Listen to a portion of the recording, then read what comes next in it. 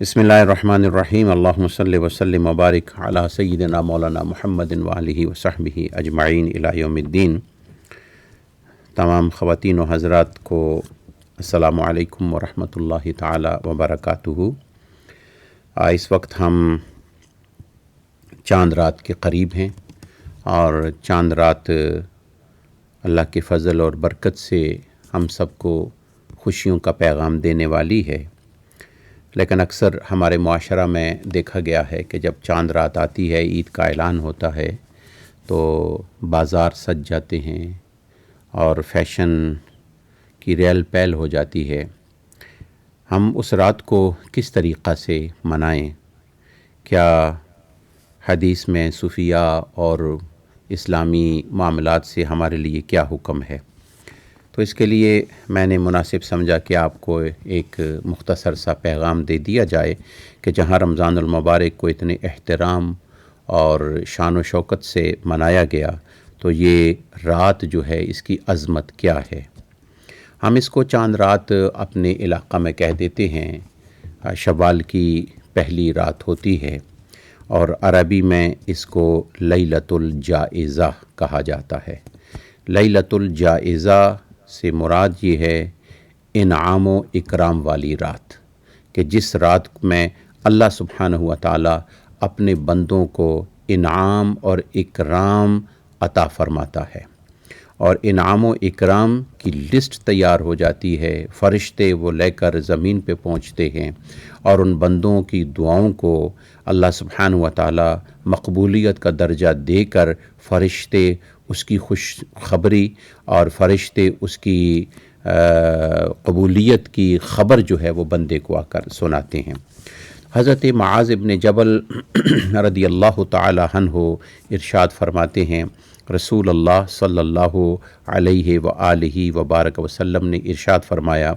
जो शख्स 5 रातें इबादत में गुजारे यानी ज़िक्र व फ़िक्र में गुजारे और ख़ुदा की बारगाह में इज़्ज़ो इनकिसारी के साथ गुजारे, तो उसके लिए जन्नत वाजिब हो जाती है। उसके लिए अल्लाह ताला जन्नत को वाजिब करार दे देते हैं। पहली रात लैलतुत तरविया। लैलतुत तरविया वो रात होती है कि जिस वक़्त हुज्जाज हज़रात हज की तैयारी करके एहराम बांध कर मिना में जाते हैं, यानी 8 ज़ुल्हज की रात। फिर लैलतुल अरफ़ा कि मिना के अंदर जो अराफात की तैयारी कर रहे होते हैं, अराफात जाने के लिए कि अगले दिन 9th ऑफ ज़ुल्हज को उन्होंने अराफात में जाना है, तो 8 और 9th ज़ुल्हज की बिटवीन नाइट जो है लैलतुल अरफ़ा। और उसके बाद नबी अकरम सल्लल्लाहु अलैहि वसल्लम ने इरशाद फरमाया लैलतुन नहर,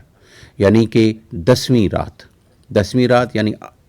9वां दिन गुजारने के बाद, अरफा का दिन गुजारने के बाद जो रात है, जो हुज्जाज हज़रात मुज़दलिफ़ा में गुजारते हैं और हम लोग अपने अपने जो हज में मौजूद नहीं होते अपने अपने घरों में, जिसको हम ईद की रात कहते हैं, फिर हम उसी अंदाज़ में मनाते हैं जो हमारा रस्म रवाज एक हमसे मिला हुआ है या जो बाज़ारों या टीवियों ने बना रखा है, हम उसी के मुताबिक चले जाते हैं। लेकिन नबी अकरम सल्लल्लाहु अलैहि वसल्लम ने इरशाद फरमाया लैलतुन नहर, यानी जो 10 ज़िलहज की रात होती है, जिस दिन अगले दिन ईद होती है, वो रात भी बड़ी अज़मत वाली है। उसमें भी अल्लाह ख़ास दरवाज़े दुआओं के खोलता है अपने बंदों की दुआओं को सुनने के लिए। फिर उसके बाद हुज़ूर अकरम सल्लल्लाहु अलैहि वसल्लम ने इरशाद फरमाया लैलतुल जाइज़ा,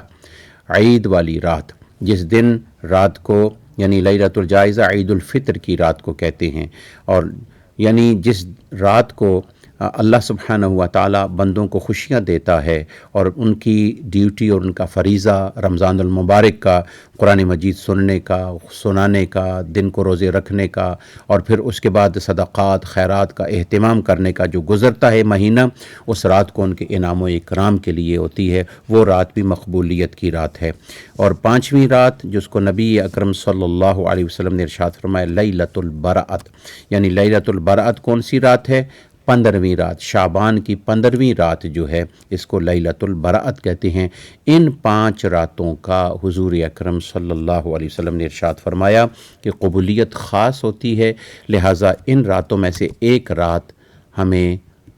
आज की रात भी यकीनन इंशाअल्लाह मिलने वाली है। लिहाजा آج کی رات یا عید کی رات جس وقت بھی آئے، جس وقت آپ کو اعلان کا پتہ چل جائے کہ عید کی رات ہے، تو آپ اس رات کو خوشیاں ضرور منائیں، نئے کپڑوں کی تیاری بھی کریں، لیکن رمضان میں کی گئی عبادات اور ذکر و فکر کو ضائع کرنے کے لیے کوئی بھی ایسا عمل نہ کریں کہ جس سے ساری عبادت کے ضائع ہونے کا خطرہ ہو جائے۔ بالخصوص ہمارے وہ حضرات، وہ سسٹرز، وہ برادرز جو اعتکاف بیٹھے ہیں، معتکفین حضرات، اب 10 دن وہ اعتکاف اپنے گھروں میں بیٹھے ہیں، بعض مساجد میں بیٹھے ہیں، بعض سنٹرز میں بیٹھے ہیں، انہوں نے اعتکاف کیا، سسٹرز نے اپنے گھروں میں اعتکاف کیا، اور آج کی رات اٹھ کر بازاروں میں اس انداز میں نکل جانا کہ فیشن وغیرہ شو میں شریک ہو جانا، یہ شرعاً جو ہے اپنے اعمال کو ضائع کرنے کے برابر ہے۔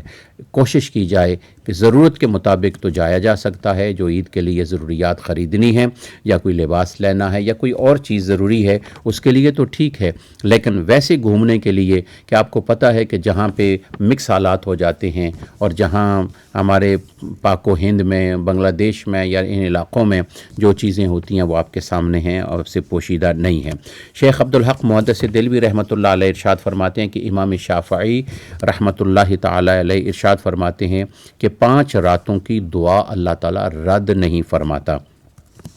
ان 5 راتوں میں سے پہلی رات شب جمعۃ المبارک ہے، دوسری رات شب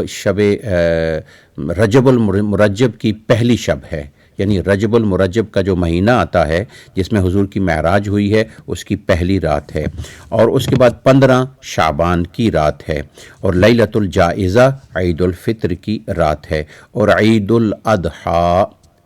یعنی وہ رات ہے کہ نامی گزرنے کے بعد 10ویں جو رات آتی ہے، جس دن صبح بڑی عید ہوتی ہے، عید الاضحیٰ ہوتی ہے، عید قرباں ہوتی ہے، اس کو کہتے ہیں۔ اب حضور اکرم صلی اللہ علیہ وسلم کی حدیث مبارک نقل فرماتے ہیں، حضرت ابی امامہ رضی اللہ تعالی عنہ کہتے ہیں قال رسول اللہ صلی اللہ علیہ وسلم، حضور نے ارشاد فرمایا من احیا لیلۃ الفطر او لیلۃ الاضحیٰ لم یمت قلبہ اذا ماتت القلوب۔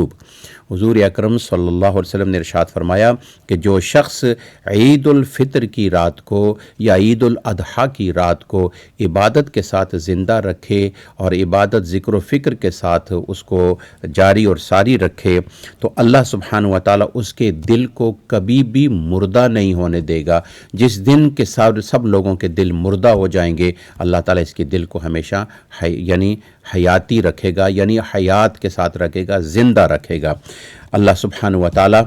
اس رات کو بابرکت طریقہ سے گزارے، اور حضور اکرم صلی اللہ علیہ وسلم کی دوسری حدیث مبارک جو ابن ماجہ نے بیان کی ہے، آپ نے ارشاد فرمایا من قام لیلۃ العیدین، جو شخص کے دونوں عیدوں کی رات کو، یعنی صبح عید ہے اور جو رات آتی ہے، دونوں عید کی راتوں کو خدا کی بارگاہ میں عبادت کے لیے کھڑا ہو گیا، محتسبا للہ، اللہ کی بارگاہ میں احتساب کرتے ہوئے، اپنا حساب رکھتے ہوئے، اکاؤنٹیبلٹی کرتے ہوئے، اپنے آپ کو دیکھتے کہ میری عبادات کمزوریاں کیا ہیں، تو وہ رات کیونکہ برکت والی ہوتی ہے، لم یمت قلبہ یوم تموت القلوب، کہ جس دن دل مر جائیں گے سب کے، اس کا دل نہیں مرے گا۔ تو میرا اللہ مجھے بھی اور آپ کو بھی ان راتوں میں عبادت کرنے کی توفیق عطا فرمائے، اور کوشش کریں کہ جتنا ذکر فکر ہو سکے اس رات کو کریں۔ میرا اللہ آپ کی اعتکاف کی عبادت، ذکر و فکر کی عبادت، قرآن مجید کی تلاوت جو رمضان المبارک میں کی گئی ہے، اللہ تعالیٰ قبول و منظور فرمائے، اور میں آپ کے لیے،